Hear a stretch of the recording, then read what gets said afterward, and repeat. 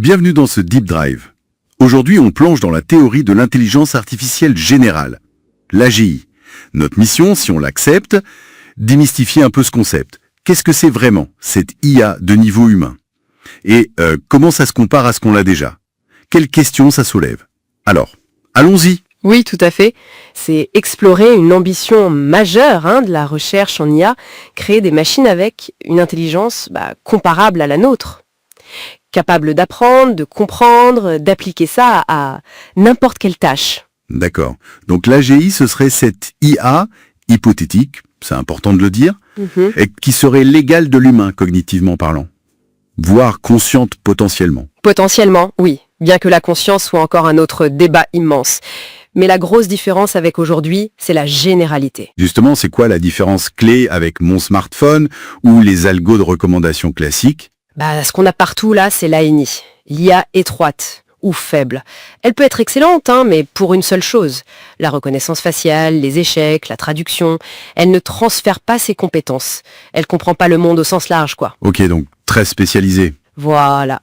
Alors que l'AGI, l'IA générale ou forte, c'est encore l'objectif théorique. L'idée, c'est de simuler l'intelligence humaine dans sa flexibilité, son adaptabilité. Certains, d'ailleurs, voient les grands modèles de langage, type ChatGPT, comme une sorte d'AGI émergente. Ah oui, pourquoi émergente?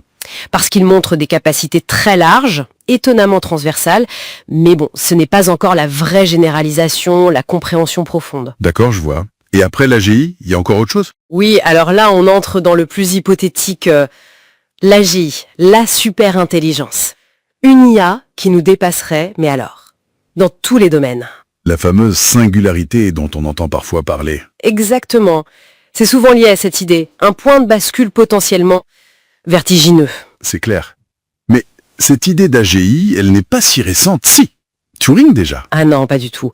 Turing et son test dans les années 50, Mark Carsey qui invente le terme IA en 56, les pionniers étaient très très optimistes au début. Et qu'est-ce qui s'est passé alors? Pourquoi on y est encore? La réalité a frappé. La complexité était sous-estimée et surtout, la puissance de calcul manquait cruellement. Ça a mené aux hivers de l'IA, années 70, fin des années 80. Des périodes de moins d'intérêt et moins de financement. Voilà, des illusions, on s'est replié sur l'ANI, plus réaliste à court terme. L'histoire de l'IA, c'est très cyclique. Et aujourd'hui, on est dans un cycle chaud. Clairement. Avec DeepMind, OpenAI, l'intérêt pour l'AGI est revenu en force. D'accord. Mais concrètement, si on avait une AGI, qu'est-ce qu'elle ferait de si spécial? Elle pourrait raisonner sur des problèmes complètement nouveaux, jamais vus, apprendre en continu, s'adapter, transférer un savoir d'un domaine à l'autre. Comme nous, quand on apprend la physique et qu'on l'applique pour construire un pont, par exemple. C'est ça l'idée. Et puis il faudrait qu'elle ait une compréhension du sens commun. Tout ce qu'on sait sans l'avoir appris formellement. Le contexte, l'implicite, et même de la vraie créativité, pas juste de la recombinaison, voire de l'intelligence émotionnelle. Le programme est ambitieux. On sent que les obstacles doivent être énormes.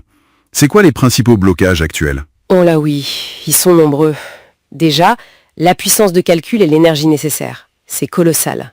Ça pose des questions de durabilité même. Rien que ça. Ensuite, le fameux sens commun. Comment on code ça dans une machine? Ce savoir implicite du monde. C'est peut-être le plus gros fossé. Le savoir de bon sens. Exactement.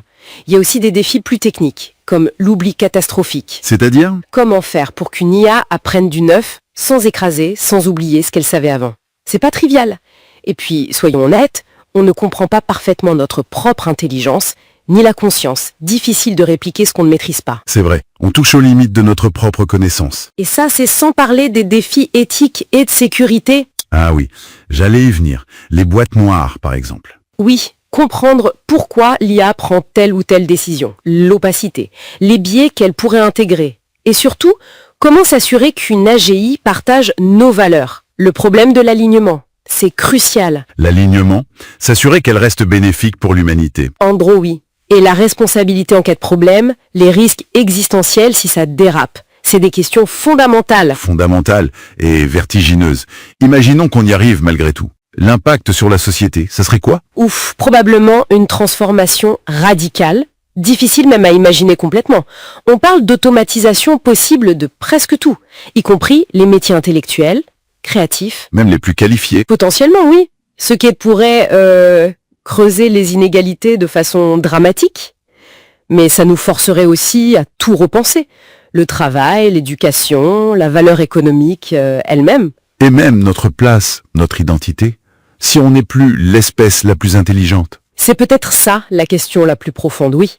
Une potentielle crise d'identité pour l'humanité. Bon, alors si on essaye de synthétiser ce tour d'horizon, l'AGI, c'est cette quête d'une IA égale à l'humain.